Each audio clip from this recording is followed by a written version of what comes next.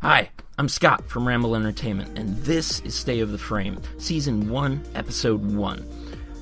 This is a show where we sit down and talk about what's going on within the game. The good, what could use improvement, and just what's going on in general. What we're thinking, or what I'm thinking about the game, and hopefully eventually you guys can chime in as well with comments and other thoughts, other methods of talking to me. It's the first episode of the first season. I've only done 2 other episodes of this. Let's just go ahead and get into it. So, let's go ahead and look at the schedule for this week. Basically, Stay of the Frame functions in 2 different ways. Small rambles, smaller topics that basically should be 10 to 20 minutes at most. Something small, but still worth talking about, still worth rambling over. It's Ramble Entertainment. I typically ramble through things. And then one large topic, roughly 15 to 30 minutes, sometimes 40 minutes. We'll see. Typically, this format is used between myself and my best friend. We do another show on this channel called Great Scott Marcus, where we just talk about topics. And not like large topics, we still do rambles and topics. It's just that we talk about just about anything we want to talk about. Anyway, so as this Acolyte footage plays in the background, hunting an Acolyte on my main account, my PS4 account, the first ramble of the week, broken out on Monday, will be Resources in Ayatan. On Tuesday, we'll have Smitas and Vacuum. On Wednesday, we will have 2 rambles this week, YouTubers on break, and the Stay of the Frame schedule. As the show is not a weekly show, I want to shoot for bi-weekly on off weeks for the in comparison to the dev stream. However, obviously this is being posted on a dev stream week, so we'll see how that works out, especially in relation to next week. I'll talk about that more on that ramble, which will be posted on Wednesday. On Thursday, the major topic will be broken out, balancing the updates, and on Friday, the full episode will be broken out. Typically, the what's going on this week won't be so long, but I figure the first, second, maybe even third will be pretty long for those who might want to watch the show, check it out, maybe turn it into something. So, let's go ahead and get into the first ramble, Resources in the Ayatan. Recently, PC, I think it was about close to 3 weeks ago, PC got the Ayatan treasures, the next phase of the Endo system. However, along with this, that video looks choppy. Anyway, along with this, Resources actually got kind of an aesthetic rework. They actually look like Resources now. As you see here, Polymer bundles look like Polymer bundles. Neurodes look like Neurodes. And I think that's great. It's surprising that this wasn't something that DE talked about, but there isn't a lot they're talking about lately. We'll get to that in the topic at the end of the week.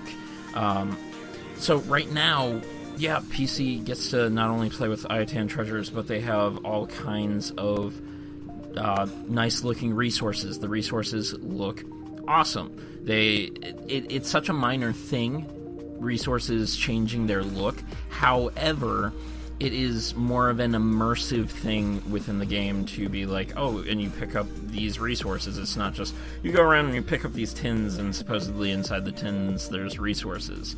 Now, there is one issue with this. The standard resources, not the rare resources, have an orange glow to them. And as I'm demonstrating here after I get done beating the crap out of these guys, the resources, the orange glow isn't perfect. It's kind of hard to see on particular tile sets, and right here I actually demonstrate this even further. There's an orange resource up there on the top, but the green resource stands out, as it should. That should be about the standard expectation for a green resource. Ayatan stands out for a multitude of reasons. Hey, I'm over here! I'm Ayatan! Ah! Come get me! But when you come to a tile set like Earth or Mars, per se, which I'll have coming up here shortly in the video, that orange resource, especially in particular lightings, just does not show up that well. Yes, This can easily be mitigated through vacuum for those who prefer to use carrier. However, even vacuum has a range limitation. So if you have a range limitation, but you want to make sure you're picking up as much as possible, it would be best to be able to see the resources further away on the map. Here on Mars, they just don't pop that easily. They don't really catch the eye that well. So if you're 20 meters away, you might not see what you want to pick up as easily. And like I said, I think it's great that these resources actually look like resources now, but I would make a minor adjustment if I was in, DE's shoes, and change the resources to be a bit more vivid. Coming up right after this in the video, I show on my PS4 account, my main account, that the canisters had a lot more pop to them. The green resources obviously still stand out amongst most backgrounds, but on Mars tile set, the canisters, and Earth, and in particular lightings, the canisters just stood out better. I think the resources are great, as I mentioned, but they obviously just need a little fine-tuning so that they catch the eye for those who don't want to use vacuum, or even for vacuum users at a distance. In addition to resources getting some new duds, PC also has the second half of the Endo system, Ayatan sculptures, or Ayatan stars and sculptures. Here you see some of my sculptures, and well, the stars that are socketed into them. You can sell them at Maru's Bazaar to obtain more Endo. As you can see, each one has a Endo price. You can also go up to Maru and ask for a mission. This mission occurs once a week and sends you to the Derelict or the Void to find an obstacle course that's marked by an objective marker, and at the end of that objective marker or obstacle course is another sculpture. You can pick up the sculpture, socket it with gems / Ayatan stars. I call them gems because, if we're being honest. And since we're on that subject, while I go into one of these missions to obtain another Ayatan sculpture, I do feel that the use of the proliferation within the game of complex names, Ayatan, Endo, isn't entirely necessary. Fusion was a fine name. It worked just fine, in my opinion. I'm sure there's someone out there who might be loving all the complex naming structures. Endo, as we've come to find, has a Urban Dictionary name that basically means the butt of a weed cigarette, and Ayatan, I believe, I'm assuming the devs at DE looked this one up before they came up with the name. I believe in Hindu or Indian basically means sculpture or something within those lines. I probably should have looked it up before I stumbled onto this Ramble here, Ramble Entertainment. But yeah, personally, I'm not the biggest fan of using multiple complex names within a game when you already had a simplistic name like Fusion that worked. Obviously, you probably wouldn't want to go with Fusion sculptures, but did we really need Endo in place of Fusion? Moving on. So, as you can see here, I just obtained one sculpture from this week and one sculpture from last week, both recordings here. And I have multiple sculptures, as I showed at the beginning of this video. Now, we're about 3 weeks in from where PC obtained Ayatan sculptures. I actually wasn't even playing on my PC account before the sculptures dropped. My PS4 is my main account, where I have something close to 2,000 hours of play, and now on PC I have something close to a couple or a few dozen hours of play. I just wasn't really interested in playing on PC when I had already sunk money and a lot of time into my PS4 account, but honestly, this system was that appealing that I not only wanted to check it out, but it kept me playing. It is, in my mind, a system that basically is... let's find the words for it. So, it is a system that is playable at any stage of the game. There we go. You can play it at the early game, as I did here, mid-game, and late game. I can say late game because, 100% honesty, I want to take everything on my PS4 account and just go hunting for the sculptures and stars. That is a good thing, and the game has needed it in quite a few ways. Warframe is a game that has lacked a reason to go out and just wander, to look around and discover. And where games that are similar to Warframe or have similar aspects have had this, Warframe has lacked it. And when I'm sitting on my PS4 account kind of considering what I could do next, most oftentimes I am actually thinking to myself as I do sprints around my ship, I really just want to go back onto my PC account and find some sculptures.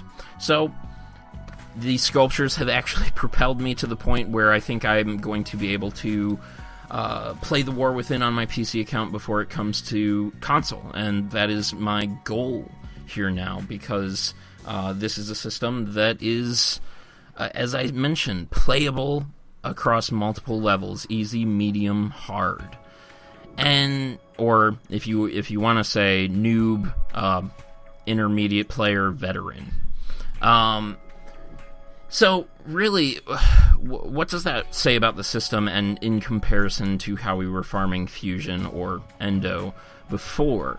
I really think that's the big question here, because the system I don't think is perfect. It does have a couple flaws that should be addressed, and could be addressed in multiple ways. Endo is farmable in what I would classify as one of three ways: passive, farming, and active. So your passive is basically you accumulate Endo just by playing the game. You do your regular thing and you obtain Endo. Farming should be most obvious. You go to Neptune, you go to Pluto, Heracon, what used to be Triton. I actually don't know the new name of the node. They could have kept it Triton, but I'm sure there was some debate over whether Triton would stay or possibly be moved, and they just wound up giving it another name.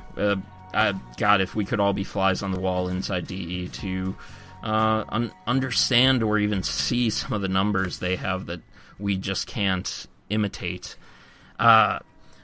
So, yeah, there's passive, there's actively farming, where you go and just go get it. And then the third way I would say is go hunt for Ayatan, sculptures, and stars.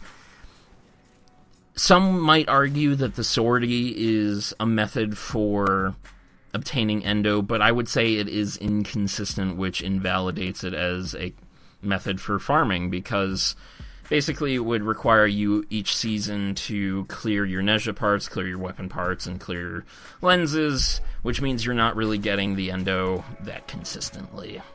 So, anyway, as many have pointed out as I get slapped around here, this actually wasn't the best mission to include in the video. It's actually kind of humorous. I got caught on the edge of that box there, and that's just got to be a lucky Grenier. But, so, as some other YouTubers have pointed out, or most at this point, farming for stars and sculptures is not the most lucrative way or efficient way to get Endo. If you go to, as I mentioned, Neptune or Pluto, you'll get roughly 2 to 4 and sometimes 5 or even 6,000 Endo per run. Granted, these are what could be considered moderately high to high level runs, a high-level instance of the game where you actually have to be involved and have some amount of powerful mods or skill to be able to clear that amount of Endo. When you're collecting sculptures, this is a very leisurely activity. You can go to Earth, Mercury, Venus, and just happen upon one, grab some stars. And that does cause a bit of a parallel between them. There's the comparison that, well, I'm getting 4,000 Endo at Neptune, why would I really go after these sculptures? Well, I do think the objective of the sculptures is different than proactively going after the fusion energy. Basically, my plan is, if I were to have the amount of sculptures I have on my PC account on PS4, I would turn them in all at once. I would have 5 to 10 stacked up. I think I have 5 on my PC account, and I would turn them all in. And that would likely give me an influx of 10 to 20,000, probably 25 if you have the higher end sculptures. I have 3 of them now. I got lucky. And so that's enough for basically a prime mod, just suddenly. And the sculptures are a lot easier to obtain on the passive style of play. So if you were just playing the game and you happen to notice that you have a bunch of sculptures and you socket them and you say, if I turn these in, I can probably max this prime mod. Probably could. And there is also the aspect of that it's just easier. I don't have on my PC account Neptune or Pluto unlocked. Yes, I could go to the lower level excavations, Earth, Mars, but the sculptures are fun to hunt for, and again, they give us that reason to go out there. Now, this still doesn't justify all of the costs of the Endo sculpture, and this is where I will get to my point of the sculptures shouldn't... There should be some adjustment to how much the sculpture gives or how much it costs in credits. So here on the wiki, we see the cost-benefit structure of the Ayatan sculptures, and the Endo you receive from Maru at the bazaar when turning in the sculpture with no sockets and with the stars socketed, all the way up to the Orta sculpture, which is said to be the most valuable, and obviously it gives you the most Endo. However, these credits aren't credits you get for the sculpture. These are the credits you pay Maru to get the Endo. This is high. This is a high cost for really what you get. Honestly, I think that one of two things should happen here. The cost of getting that amount of Endo is cut down by a quarter, a third, probably not half. There should be a cost, because this can give a large amount of Endo to those who might not even be ready for it. I could turn in my Orta for 2,700, and I really don't need that, and the credit cost tells me that I'm not ready for that on my PC account. Granted, I'm pretty good with my credits on PC. I'm simply not spending because I know exactly what weapons I'm going to be getting, so there's no experimentation. It kind of takes out that effect. And so the other side of it is the credit cost stays the same, but the Endo goes up. I would say, personally, by my judgment from my time with the game, roughly 2,000 some hours, I would say that should be increased by roughly 500 to 800 Endo. There will still be some who say that that's not a lot, but this is a free game, and I hate to be the person who reminds us of that. I'm playing for free on PC, but there has to be a reason for the devs to make their money. But this structure isn't exactly right either.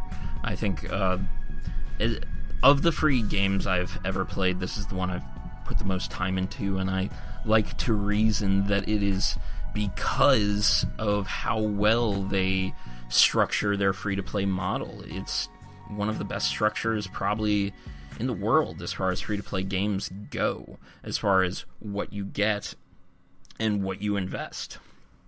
And so I don't think that's why they structured it this way, so that they could influence players to get Endo. I think it's basically, in my mind, when I see this, I'm like, as a veteran player, which I'm sure most in the office of DE are, that's not a huge credit cost. But then, for someone who just started a fresh account, that's a pretty hefty credit cost to get that amount of Endo, when most of that will go into one or two mods that are higher ranked, Serration or Redirection. Prime mods I don't have at this point, so I'm trying to think of the lower named mods, but yeah, the rank 10 ones. But anyway, the point is that I do think the structure is slightly off. One of the other ways that I do think that this could be mitigated is that we get more stars, not just Amber and not just Cyan. Can it highlight without highlighting that top part? Seriously? Got it. Not just Amber and not just Cyan. What if there was a Sapphire and a Ruby? And socketing the Ruby and the Sapphire gives you more Endo, but doesn't give you as much credit cost. However, they're super rare compared to the Amber and the Cyan. So, it's like, should I save these and wait to get another Orta? Or do I put, the Amber and do I use the Ruby and the Sapphire on the Piv statue / sculpture? And I think that would be kind of another way to help this system along and help players to really want to get out there and continue that treasure hunt. Rarer sculptures, rarer stars. And I think one way or another, this system is going to be improved upon. It's already great. It needs a minor adjustment, basically. Either cut the credit cost down or give us more Endo for a similar credit cost by getting us out there more, out there playing the game. And I think that's easily done by inserting more sculptures, more stars. And this is another new system like we see with technically the new Void system. The Void Tears are technically not a new system, it's a rework, but I'm going to refer to it as a new system, and you'll see that in the main topic for this week. And these systems require time. They require time and work and patience on our part, and feedback, but sound and analytically critical without being, douchebags. Because DE needs to improve the game if they want to keep it alive, and they do, obviously. Steve just said the other day that at the Tenno VIP in Birmingham that there is obviously a want to continue the game for 3 to 4 years more, at least, and or maybe at most, we'll see. But these systems have to be put out there, and they have to be improved upon. The systems have to be improved upon, and they're trying to improve upon them. And at the same time, they need time. They need data, and they're getting that data back. And we just got to keep playing, or you don't, but I'm going to keep playing. And yeah, basically just needs improvement, and I think we're going to get it. So I was going on a ramble there, so I decided to cut myself off. So, this has been the first ramble for State of the Frame, Episode 1, Season 1, and I'll be back tomorrow if you're watching this as of Monday, or if you're watching the full episode, stay tuned. What's coming up is Ramble number 2. I think that's about Smitas and Vacuum. You'll see. Stay tuned.